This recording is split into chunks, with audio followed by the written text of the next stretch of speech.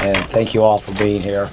Want to first of all apologize for my voice. I've come down with. I'm so taken by the governor's remarks, I lost my voice. Not really. I will say this: I think the governor did a nice job. His delivery, his presentation, he did very well. As far as content goes, I have to give him kudos. I think he embraced a couple of Democratic positions out there that are very important, Mr. Leader, to the people of the state of Indiana. And I'm going to start with what I perceived, at least myself, to be where he got the loudest applause, and that was his comments about adopting the need to adopt a hate crimes in the state of Indiana. And I know it was a little bit, the details were not laid out completely, but what I think was very important about this is that he says, well, first of all, he says it's important, it's crucial. It's time for us to move off the list and have a hate crime bill, a meaningful hate crime bill in the state of Indiana. And what I caught in particular was he says he wants a state law that reflects what's already in his administration's employment policy. Well, if you look at that policy, at least I'm led to understand that means that includes, it's an inclusive list of classes which are to be protected. It includes sexual orientation and gender identity. And this is something which Democrats have been saying, let's stop with playing the games. Let's say exactly what we mean. Let's protect everybody. Let's include all of these classes. So I'm going to give the governor some kudos there. I will challenge him. I think his challenge is going to be the other side of the aisle on that issue. And he's going to have to show real leadership to get that done, because not everybody on the other side of the aisle agrees with protection, complete comprehensive protection that he has laid out here this evening. But I'm going to give him some high marks on that particular issue. Another position that I really feel is identical, or at least mirrors to the largest extent a Democrat position as to teacher pay. And our belief, Mr. Leader, as you've said and I've said, members of our caucus have said, that we can do that this year. We can find a way to give an increase in teacher pay this year. We don't have to kick the can down the road. We don't have to say, oh, let's turn it back over to the local school districts and let them find the money. He identified, and I'll give him credit for some creativity there, finding a way to fund, he said $140 million.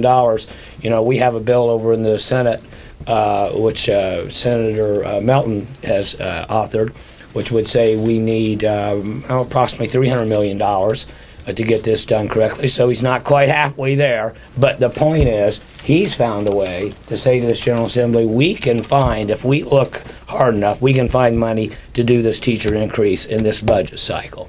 So there again, his challenge is going to be to convince the other side of the aisle that that's the approach that we need to take this year.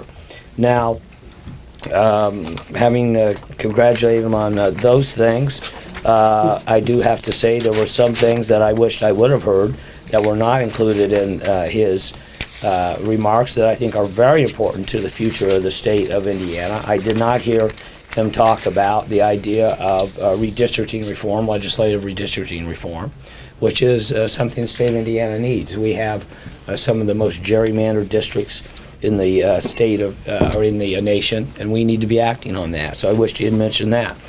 You know, we have an attorney general in this state who has brought a lawsuit to strike down the Affordable Care Act, including protection for pre-existing conditions. We have a bill which would protect pre-existing conditions no matter what happens with that lawsuit or whatever happens in Washington, D.C. I wished I would have heard him mention something about that. And finally, you know, it's been over 10 years since we've raised the minimum wage in the state of Indiana, and I think that would have been something that would have been important for him to address as well. You know, I congratulate the governor on saying that this is the year that we should increase teacher pay, that this must be the year that we have a meaningful hate crime in the state of Indiana. But we do have other things that we need to accomplish as well.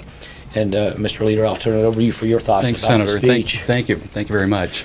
Give your voice a rest here. Thank you. A couple minutes. You were supposed to do most of the news conference tonight, and you went and lost your voice. I know. Part of it. freshman initiating. I here. wanted to hear, that's right. Yeah, thank you. With regards to teacher pay, I know the governor had said a couple weeks ago he wanted to study the issue for a couple years or something like Yeah. that. Well, he's a quick study Yeah, because and what I always find sometimes in government, folks, if they want to find the money, it's there, and they will come up with innovative ways to do just that. And so I congratulate the governor and his team. And as I said in my speech a couple weeks ago to the assembly, that it's really up to the legislature to provide the money for the local school boards, and this is one first step of doing just that. How we go about making sure that the money actually gets to the teacher pay raises and not other things. Obviously, that will be spelled out in the coming weeks. You mentioned bias crime. You know, this is something that House Democrats, this language, this bill has been talked about for 15, 20 years. Reverend Greg Porter on our side has been a champion and leader for this issue. And so many of these things I see on the list that were talked about today, this evening by the governor, are things, frankly, that probably could have been dealt with years past. In fact, we were talking earlier, we have super majorities in both the House and the Senate, Senator Lanane, Right. and they can get these things done this session if they want to. And I think that's the question now is, or do they have the will to do just that? Do they have the will to follow the governor's lead on these issues? We're glad to hear him talk about school safety. One thing I did not hear, though, as far as part of that safety, is what to do with regards to background checks Right. and gun safety. Exactly. Those things were missing from his speech. You mentioned, I did not hear also that potentially the expansion of pre-K throughout the state. We've seen tremendous Right. success with the pilot program, but no mention of that. You mentioned, I think, redistricting as well. And a lot of these things raise increasing wages, the pre-existing conditions. Right. When we talk about quality of life, those are all the issues that we feel bring Hoosiers a great quality of life, because we want to attract folks to the state of Indiana, and that's really one of the main ways is by doing it, is to do these things, provide great quality education for our students, our kids, and that's one of the ways to do that, I think, to increase the population and our workforce. Very good. Questions? Did you think the governor said enough about hate crimes to sway anyone in the Republicans? It looked like only about half of them stood for. Yeah, his well, line.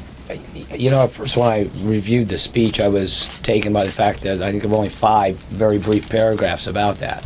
But I thought he delivered the message with some force. And like I said, I perceived that it was one of his lines that got the most applause, which I think reflects that the people of the state of Indiana believe it's time for us to have a meaningful hate crime. So if the other side of the aisle wants to remain out of touch with where Indiana should be, you know, the governor emphasized quality of life. Well, that is a way to improve the quality of life in our state, to get us off that list with a meaningful hate crime. You know, what was I saw where it was U.S. News and World Report came out with their listing of the states and quality of life, and unfortunately, Indiana was listed almost at the bottom, 48th in the nation. Well, that's something we do. There's not. It doesn't take money to adopt a meaningful hate crime. In fact, it's going to bring money into this state. So he's going to have to show real leadership. There's no doubt about that. But I think he has, if you will, the political capital to get that done. If forced to pick between a hate crime bill that you consider meaningful or an approach with no list, would you choose nothing at all instead? You know, that's a choice which we're going to have to study. Based upon the bill, which I think was written last week, you know, it looked like to me, quite frankly, and I'm a lawyer, so I love this stuff, but it looked like a bunch of legal gobbledygook to me. And so I want to know, what does that really mean? And, you know, why is it that we can't just say, let's protect these people? Why are you scared to say we're going to include sexual orientation and gender identity? It makes us look bad, like we're embarrassed or ashamed to use those words. And so I don't know. We'll deal with that. I don't think that's the approach we should take. I think the approach we should take is what the governor is saying, to adhere to what's in his administration employment policy, which is to clearly elicit those categories. Do you agree with that? I Mr. totally Leader? agree. I think the list of classes and characteristics should be in the bill. I think Senator Lanane and I will do everything we can to pressure the House and Senate leaders of the Republican caucuses Yeah. to bring a bill forward. Let's not spend time Right. discussing it in caucus. Let's bring it to the House and Senate floor so we can vote on something. That's exactly. On teacher pay, the governor identified this $140 million over 2 years in savings that schools, as he put it, he hopes they use on teacher pay, but there's still no mandate. Right. Do you think there needs to be a little more direction than, please do this? Well, that may be up to us in the General Assembly when we write the bill to make sure that that is what happens with that money. You know, it's one of those things where you don't want to be overly prescriptive because I know they have lots of needs at the schools. I think we ought to take that $140 million and build on it so that we're not putting schools in a position where that, well, you know, you gave us a little bit of money, but it wasn't enough to get the job done. So, you know, I applaud the governor. He came up with $140 million in this speech alone. And I think if we sit down and we really look at where there's other ways to come up with meaningful dollars, we can do that, and there'll be enough money to really give the teachers of our state the pay raise and the incentives that they deserve.